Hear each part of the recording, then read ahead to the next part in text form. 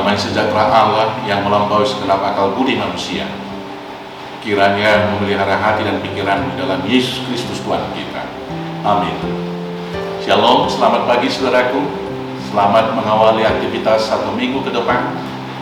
Ialah segala hal yang kita lakukan hanya untuk kemuliaan Tuhan. Dan supaya itu dapat kita lakukan, maka biarlah aktivitas kita itu semua kita lakukan di atas landasan firman Tuhan. Maka dengarkanlah firman Tuhan bagi kita pada hari ini yang tertulis dalam 2 Timotius pasal 2 ayat 24. Demikianlah firman Tuhan.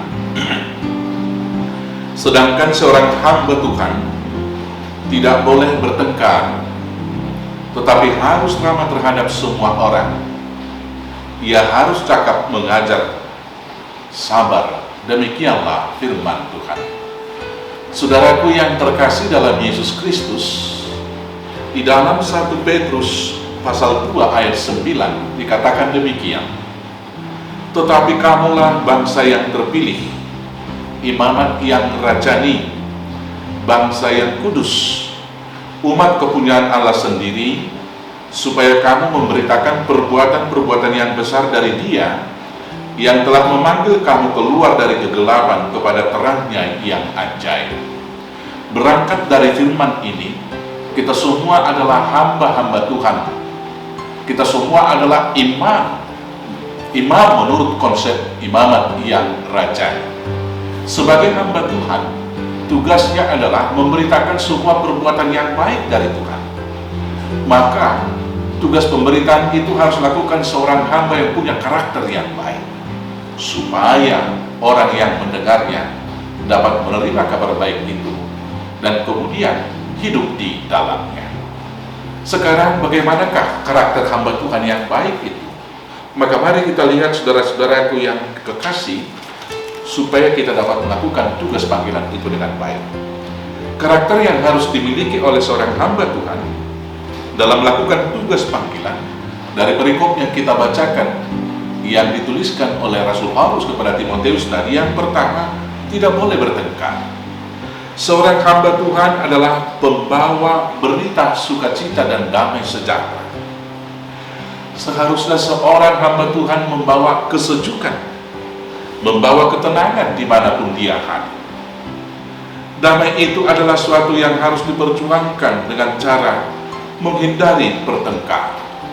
Seorang hamba Tuhan harus betul-betul dalam damai sejahtera Allah, sehingga dia mewujudkan damai sejahtera itu di dalam persekutuannya, di dalam interaksinya ketika membawa kabar baik tersebut.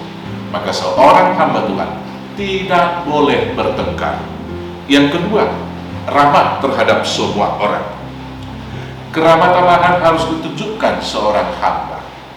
Karena bagaimana mungkin kita menceritakan Allah yang penuh kasih, Yesus Kristus yang sayang kepada anak-anak, Yesus Kristus sayang kepada orang-orang yang terhilang, Yesus Kristus bahkan sayang kepada wanita-wanita yang jauh dari Tuhan, kalau berita itu tidak kita nyatakan di dalam sikap kita yang ramah tamah terhadap orang-orang yang kita layani.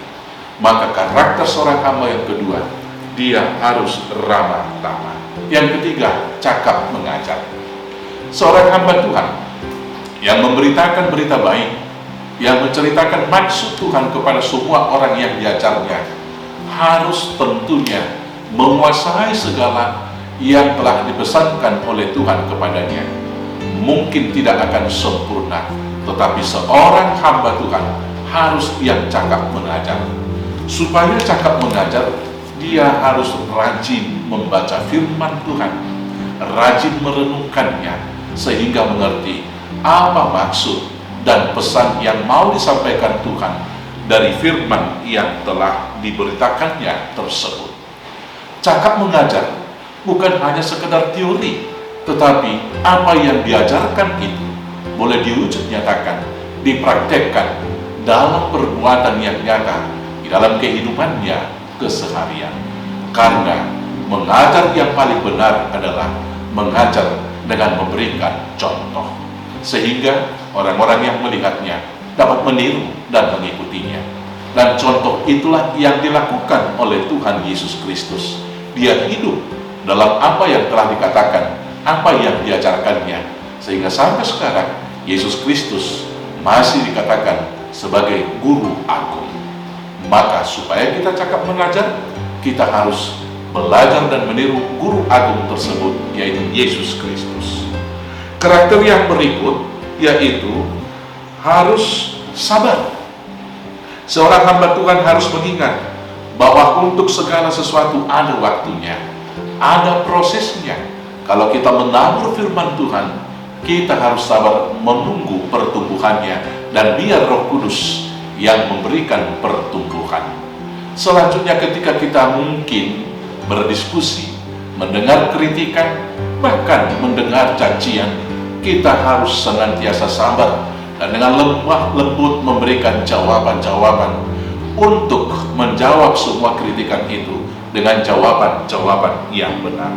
Maka dengan demikian, orang-orang yang di sekitar kita juga boleh melihat bagaimana karakter kita itu hidup di dalam apa yang kita ajarkan. Di sisi lain, saudara-saudaraku yang kekasih, biarlah kita hidup di dalam firman yang telah kita ajarkan tadi. Bapak Ibu saudaraku yang terkasih dalam Yesus, selamat menjadi hamba Tuhan yang baik. Tuhan Yesus memberkati. Amin. Kita bersatu dalam doa. Terima kasih Bapa atas anugerah-Mu memilih kami menjadi anak-anak-Mu, menjadi hamba untuk memberitakan kabar baik ke dunia ini. Tuhan, biarlah Roh Kudus yang memimpin kami 1 minggu ke depan melakukan tugas panggilan itu, sehingga kami menjadi hamba Tuhan yang berkarakter Kristus, yang senantiasa meneladani sikap dan perbuatannya, sehingga pengajaran kami boleh diterima oleh saudara-saudara kami yang lain. Beri kami bekal hidup 1 minggu ke depan, agar kami boleh melanjutkan kehidupan dan melakukan tugas panggilan masing-masing. Berkati tiap keluarga, berkati tiap pribadi, berkati pekerjaan dan usaha kami, dan berkati juga persekutuan kami di gereja dan di tengah bangsa dan negara ini. Ampuni dosa kami, agar kami tetap layak menerima berkat. Inilah doa kami naikkan di dalam nama Yesus Kristus Tuhan kami. Amin. Shalom, selamat beraktivitas. Tuhan Yesus memberkati. Horas.